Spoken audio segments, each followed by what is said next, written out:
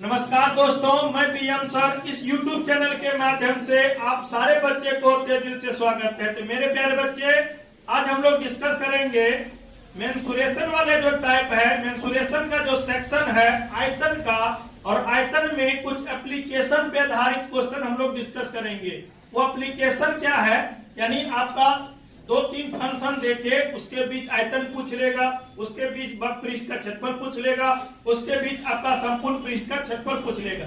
यही सारी बातें जानने के लिए इस वीडियो को लास्ट तक देखना, किस प्रकार के एप्लीकेशन को कैसे हम लोग सॉल्व कर पाते हैं। तो वीडियो को लास्ट तक बने रहना और चीजों को समझने का प्रयास करना। जहां पे दिक्कत है वहां पे कमेंट करना। अगर इस तरह के वीडियो और चाहिए तो वीडियो को लाइक कर लेना और चैनल को सब्सक्राइब कर लेना, ताकि मैं जब भी कोई वीडियो अपलोड करूं नोटिफिकेशन आपको पहले मिल सके। तो चलिए मेरे प्यारे बच्चे, सेशन को स्टार्ट करते हैं। सबसे पहले स्टार जो पॉइंट है हमने लिखा है, एक ही त्रिज्या एवं एक ही ऊंचाई का गोला। गोला मतलब एक फंक्शन दे रखा है, बेलन ये भी फंक्शन है, और शंकु के बीच अनुपात क्या होगा। और अनुपात में भी हमको 3 प्रकार की बातें करनी है। वो आयतन के बीच अनुपात, चाहे वक्र पृष्ठ के बीच अनुपात, चाहे संपूर्ण पृष्ठ के बीच अनुपात। तो पहले हम लोग बात करेंगे आयतन के बीच। तो सबसे पहले गोला का हम लोग विश्लेषण करेंगे। तो आप जान पाएंगे ये सेंटर हुआ, सेंटर से अगर इस परिधि को मिलाएंगे तो ये आपका त्रिज्या होता है। यहां से भी अगर सेंटर से परिधि को मिलाएंगे तो ये भी आपका त्रिज्या होता है। लेकिन कमाल की बात है मेरे प्यारे बच्चे, अगर इस बात को अगर जानेंगे तो ये भी आपका त्रिज्या होगा। तो एक बात हमको समझ में आ गया। अगर ओवरऑल हम बात करेंगे इस गोला का कंप्लीट हाइट की मैं बात करूं तो आपको समझ में आ जाएगा ये कंप्लीट हाइट 2r के बराबर हो जाएगा। क्या हमने सही कहा कि नहीं कहा? बिल्कुल। आप देखेंगे यहाँ से यहाँ तक सिंगल आर और यहाँ से यहाँ तक सिंगल आर, तो दोनों को जोड़ेंगे तो डबल आर। लेकिन कमाल की बात यह कि ये जितने गोला की जो ऊंचाई होती है उसी ऊंचाई में आपका बेलन भी है। तो एक बात हमको यहाँ पे भी समझने में दिक्कत वाली नहीं है बात, ये भी हम समझ सकते हैं आसानी से। तो ये जो ऊंचाई आप लोग देख पाएंगे, ये भी आपका जो बेलन की ऊंचाई होंगे ये गोला के इक्विवेलेंट ऊंचाई के बराबर हो जाएंगे। कहने का मतलब ये हुआ बेलन की जो ऊंचाई होगी वहां पे 2r के बराबर हो जाएंगे। यहाँ पे हमने 2r लिखा है। इस बात को समझ पाए? मैं शंकु की अगर मैं बात करूं तो शंकु की ये त्रिज्या आपका r हुआ। लेकिन अभी आपने जस्ट पढ़ा है गोला का जितनी ऊंचाई है, गोला की ऊंचाई 2r के बराबर हो जाती है, उसी प्रकार से बेलन की भी जो ऊंचाई होगा 2r के बराबर हो जाएगी। और उतनी ही ऊंचाई में शंकु भी है, इसका मतलब शंकु की भी ऊंचाई 2r के बराबर हो जाएगा। और इतना ही बात, इसमें इतना ही कमाल था। अगर ये कमाल आप जान गए, सीख गए, तो कमाल अब और होगा। ठीक है जी। तो पहले तो हमको ये पता करना गोला का आयतन क्या होता है। तो गोला का आयतन तो 4/3 πr³। ठीक है जी। हम लोग आयतन पे बात करेंगे अभी। उसके बाद हम लोग जानते हैं रियल जो फॉर्मूला होता है, पहले उसको आप लोग लिखो। बेलन के मैं आयतन की बात करूं तो πr²h। ठीक है जी। उसके बाद अगर मैं शंकु की बात करूं तो शंकु 1/3 πr²h। अब यहाँ कमाल यही करना है, ये हमने कैपिटल H इसीलिए लिखा है क्योंकि ये कैपिटल H ये, उसी प्रकार से ये भी आपका कैपिटल H ये, उसी प्रकार से ये भी आपका कैपिटल H ये। अगर ये बात आप जान गए तो पूरी बात आप जान गए। ठीक है जी। अच्छा देखिए, सबसे पहले तो हमको कमाल ये करना है 4/3 पाई, और यहाँ पे कंप्लीट r ये चलेगा। ठीक है जी। अच्छा दूसरी बात πr², और यहाँ कैपिटल H के जगह पे देखिए 2r, उसी प्रकार से कैपिटल H, यानी हम ये स्मॉल लिया, रियल जो ऊंचाई होती है, लेकिन इसको साबित करने के लिए कैपिटल H हमने ये लिया ताकि उसको हम रख सके मान। ठीक है जी। तो यहाँ पे हम 2h लिख सकते हैं, सॉरी 2r लिख सकते हैं। यहाँ पे 1/3 पाई, r तो चलेगा, लेकिन वहां पे भी हम लोग शंकु में 2r लिख सकते हैं। तो एक बात हमको सीखने का मौका यहाँ पे मिला है, वो क्या है, यानी 4/3 πr³। यहाँ पे जब गुना करेंगे तो देखेंगे 2r, यहाँ पे सिंगल r² है, तो पाई यानी एक सेकंड मेरे प्यारे बच्चे, 2 πr³ उसी प्रकार से यहाँ पे अगर हम बात करेंगे तो 2/3 पाई आर का क्यूब। अगर कमाल करना चाहते हैं तो ये देखिए पाई आर क्यूब एक बार, पाई आर क्यूब यहाँ पे भी एक बार, पाई आर क्यूब यहाँ पे भी। और रेशियो में कॉमन हमेशा रिमूव होता है, या तो हटता है या तो कटता है। जो आप जानते हैं वो अपने आप में जानते ही हैं। ठीक है जी। अब ये हो गया 4/3, ये हो गया 2 और ये हो गया 2/3। कमाल की बात है ये है कि जब भी कोई पूर्णांक होती है उसके बट्टा में न कुछ हो, इसका मतलब एक वहां रहता है जी। और रेशियो कभी भी भिन्न के रूप में नहीं आती है, ये भी आपको पता है जी। अब यहाँ पे 3, 1 और 3 का एलसीएम करेंगे तो 3 हो जाएंगे। तो हमने आपको पहले भी अर्थमेटिक में रेशियो में बताया होगा, या आप लोग कहीं पढ़े हैं, ये जरूर पता होगा। रेशियो कभी भिन्न के रूप में नहीं आती है, पहली बात। दूसरी बात, अगर भिन्न के रूप में आ गई उसको पूर्णांक के रूप में लिखना है। पूर्णांक के रूप में लिखते कैसे हैं? तो जो भी बट्टा में आपका अंक है उसको एलसीएम लेते हैं, और जो भी एलसीएम आएगा ब्रैकेट से हम लोग गुना कर देते हैं। तो कहने का मतलब है 2/3 गुना काटेंगे तो ये 2 हो जाएंगे जी। 2/1 को 3 से गुना करेंगे 6 हो जाएंगे जी। 4/3 को 3 से गुना करेंगे तो 4 हो जाएंगे। लेकिन ये भी याद रखना, अगर ये रेशियो जो आपको दिख रहा है, अगर ये सिंपलेस्ट होने वाला है तो अंतिम में भी आप कर सकते हैं जी। यहाँ पे ये हो गया 2, यहाँ पे हो गया 3 और यहाँ पे हो गया 1, और यही इसका फाइनल आंसर भी है। तो मेरे प्यारे बच्चे, अभी जो आपके पास जो आंसर आया है 2:3:1, इस बात को हमेशा याद रखना। ये अनुपात आपका असेंडिंग ऑर्डर में भी हो सकता है कभी कभी पेपर में, और डिसेंडिंग ऑर्डर में भी हो सकता है, और जिग-जैग भी हो सकता है। तो जिग-जैग के रूप में अभी आपको हमने बताया है, लेकिन ये नाम आप जरूर याद रखना। ये जो है 2, 3, 1 है, तो किसका नाम पहले आना चाहिए? ये हो सकता है आपके पेपर में इसी क्वेश्चन को एक सीरियल वे में सेट करके दे सकता है। तो सीरियल वे में सेट कैसे करेगा? तो जैसे यहाँ पे 1 है तो यहाँ पे आपका बेलन, शुरू में बेलन दे देगा जी, नहीं शंकु दे देगा। कितना दे देगा? शंकु। ठीक है जी। अच्छा, उसके बाद पूछ लेगा, जैसे यहाँ पे 2 है तो 2 में आपका गोला देगा जी। चलिए गोला हमने लिखा जी। उसके बाद 3 में क्या है?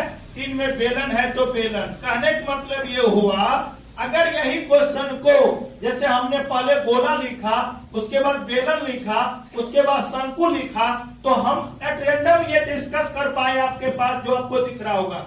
लेकिन पेपर में क्या है, कुछ न कुछ कॉन्सेप्ट, कुछ न कुछ लॉजिक देगा, और वो लॉजिक में अगर फंस गए तो फंस गए, निकल गए तो निकल गए। निकलना कैसे है? तो आपका वो सेटअप करेगा शंकु, गोला, बेलन। तो देखिए यहाँ पे आप देखेंगे तो शंकु के लिए यहाँ पे आपका कितना गया? 1। उसके बाद गोला देखेंगे तो देखिए गोला आपका कितना गया? 2।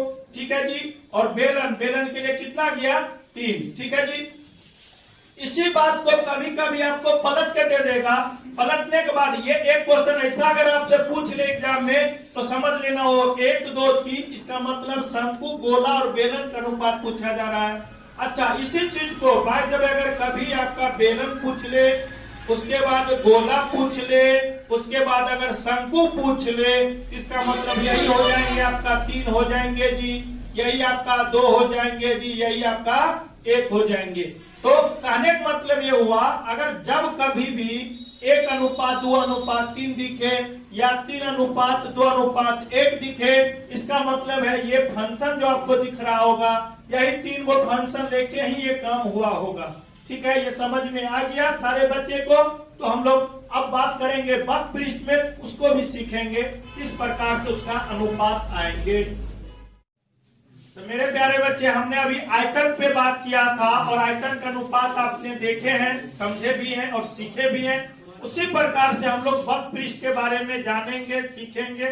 ठीक है, तो चलिए सबसे पहले तो इस बात को याद रखना, गोला का वक्र पृष्ठ, मेरी बात को सुनो पहले। गोला का वक्र पृष्ठ और गोला का संपूर्ण पृष्ठ दोनों एक होता है। उसका अगर मैं बात करूं वक्र पृष्ठ के लिए तो 4πr² हो जाएंगे जी, रियल जो फॉर्मूला होता है। अगर मैं बात करूं बेलन का वक्र पृष्ठ तो 2πrh होता है जी। अच्छा, उसके बाद में अगर शंकु की बात करूं तो वक्र पृष्ठ तो πrh एल होता है जी। अब यहाँ पे कमाल ये है, आप जानते हैं वक्र पृष्ठ में जो ये तिर्यक ऊंचाई जो एल होती है, तो पहले तो हमको ये पता करना है ये ऊंचाई और ये त्रिज्या से निकलता है।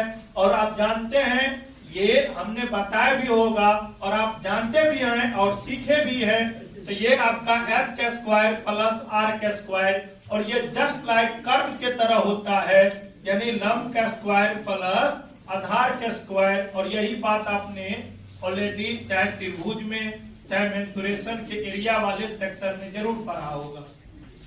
तो ये जो सेक्शन आप देख रहे हैं ना, यही आपका त्रिभुज का ही तो पार्ट है, यहाँ से तो यही बात तो होता ही है।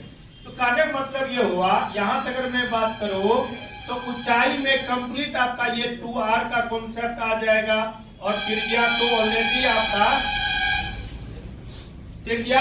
आपका तो है ही। तो कहने का मतलब है 2r का स्क्वायर 4 और यहाँ पे 5r का स्क्वायर, इसी को r को अगर आप बाहर करते हैं तो ये आपका हो जाएगा। कहने का मतलब ये हुआ, ये बात आप याद रखना, ठीक है जी। ये कहाँ से आया, तो समकोण त्रिभुज से आया। आपको हमने रेखांकित करके भी बता दिया। आप जो इतना एरिया जो देख रहे हैं यही आपका जो है त्रिभुज होता है, और यही आपका यहाँ पे आप तिर्यक ऊंचाई मानते हैं और त्रिभुज में आप कर्ण मानते हैं, ठीक है। इसको आप ऊंचाई मानते हैं लेकिन आप त्रिभुज में लंब मानते हैं, इसको आप त्रिज्या मानते हैं वहां पे आधार मानते हैं, ये बात याद रखना, ठीक है। चलिए अब यहाँ पे 4 तो हमको लिखना ही है, पाई भी लिखना, आर स्क्वायर भी लिखना है, 2 भी लिखना है, पाई भी लिखना आर, और यहाँ पे एच के जगह पे देखेंगे तो 2r आपका हो जाएगा, ठीक है जी। पाई भी है, आर भी है, और एच के जगह पे अगर आप देखेंगे तो यहाँ पे रूट के अंदर 5 यहाँ पे आर हो जाएंगे। अब सारी फंक्शन को आप एडजस्ट करेंगे तो यही आपको समझ में आएगा। इसको जब गुना करेंगे तो यही हो जाएंगे 4 पाई आर स्क्वायर। इसको जब आप काम करेंगे तो रूट के अंदर 5, ठीक है, पाई आर स्क्वायर। और ये पूरी बात आपको देखिए रेशियो में चाहे कॉमन आ जाती है, ठीक है जी। या तो उसको हम लोग रिमूव कर देते हैं, या तो हटा देते हैं, या तो काट देते हैं। तो सबसे अच्छा काटना ही अच्छा लगता है, तो हमने काट दिया, ठीक है। तो सीधे सीधे ये बच गया 4, सीधे सीधे बच गया 4, और रूट के अंदर ये हो गया 5। तो कहने का मतलब ये हुआ, आपका शुरू में यदि गोला आ जाए, उसके बाद बेलन आ जाए, उसके बाद अगर शंकु आ जाए तो उसका अनुपात 4:4 रूट अंदर 5 याद रखना, ठीक है जी। अगर ये बात आप समझ गए तो हम लोग नेक्स्ट कॉन्सेप्ट यानी संपूर्ण पृष्ठ के बारे में सीखेंगे और जानेंगे, ठीक है। तो इस बात को आप सीखे हैं तो जरूर कमेंट करना। आपको दिक्कत हो रही है तब भी कमेंट करना, ताकि मैं अलग से आपके लिए वीडियो बना सकूं। अगर आप सीखते हैं अच्छी बात है, ठीक है। तो मेरे प्यारे बच्चे, 2 बात आपने सीखा है, आयतन के बारे में, वक्र पृष्ठ के बारे में। अब हम लोग बात करेंगे संपूर्ण पृष्ठ के बारे में। तो संपूर्ण पृष्ठ में भी आप ऑलरेडी पढ़े सारी कॉन्सेप्ट, बस थोड़ा रिलेशन की बात है तो आप ही यहाँ जान जाएंगे। तो सबसे पहले हमने पहले बताया था गोला का चाहे वक्र पृष्ठ की बात करता हो, चाहे गोला का संपूर्ण पृष्ठ की बात करता हो, ये दोनों ऑलरेडी समान होता है। ये समान सर क्यों होता है, इसमें कोई आधार नहीं होती है, इस वजह से ये समान होती है, ठीक है जी। तो गोला का अगर मैं संपूर्ण पृष्ठ की बात करूं तो यहाँ पे यही बात हो जाएंगे 4 पाई आर स्क्वायर हो जाएंगे जी।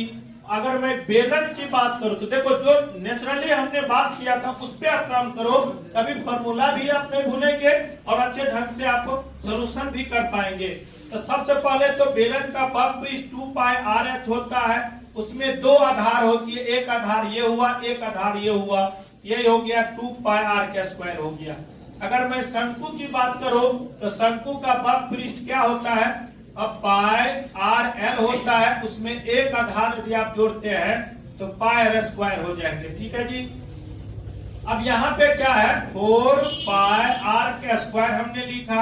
अब यहाँ पे कुछ मत करना, जो हम अब समझा रहे आप समझना, ठीक है। तो 2 पाई आर और एच के जगह पे अगर आप बात करते हो तो देखो यहाँ पे एच के जगह पे कितना है 2r है, तो डायरेक्ट आप 2r लिख दो, बस कुछ मत करना।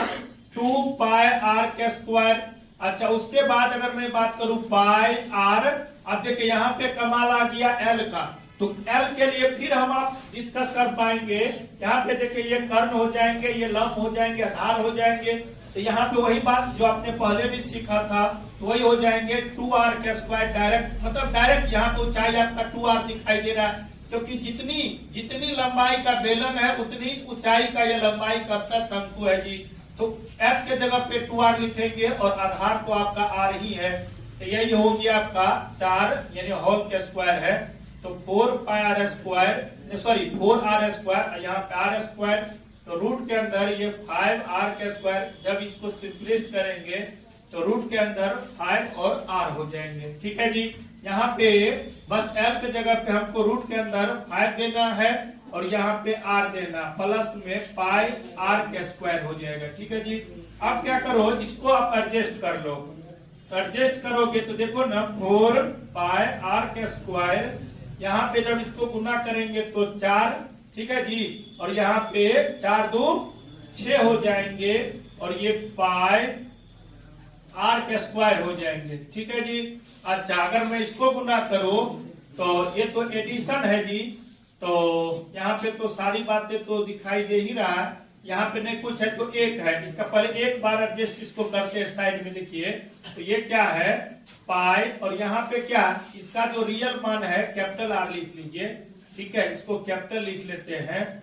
ठीक है, तो यहाँ पे ये हो गया पाई R, ठीक है, और यहाँ पे स्क्वायर लिख देते हैं और यहाँ पे रूट के अंदर कितना लिख देते हैं 5, और यहाँ पे तो ऐसा करते हैं, ऐसा एक मेरी बात को ध्यान से समझना, एक स्टेप आपको करके ही बताते हैं। ठीक है, ये हो गया पाई, ये हो गया आपका, ठीक है जी, r स्क्वायर, और रूट के अंदर ये 5 हो जाएंगे और ये प्लस में आपका पाई r स्क्वायर हो जाएंगे।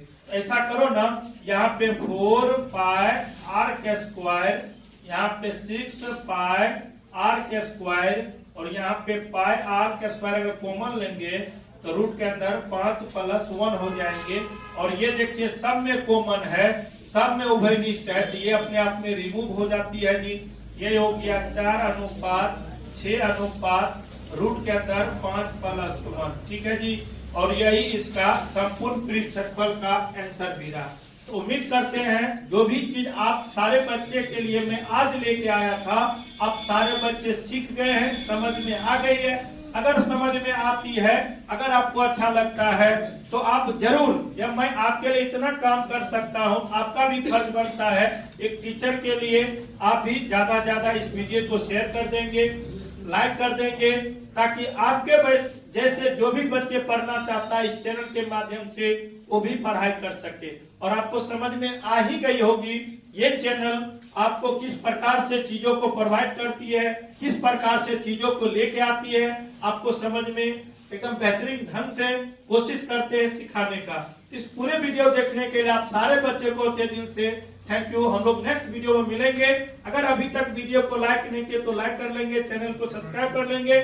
नेक्स्ट वीडियो जब अपलोड होगा आपका नोटिफिकेशन मिलता रहेगा। Thank you.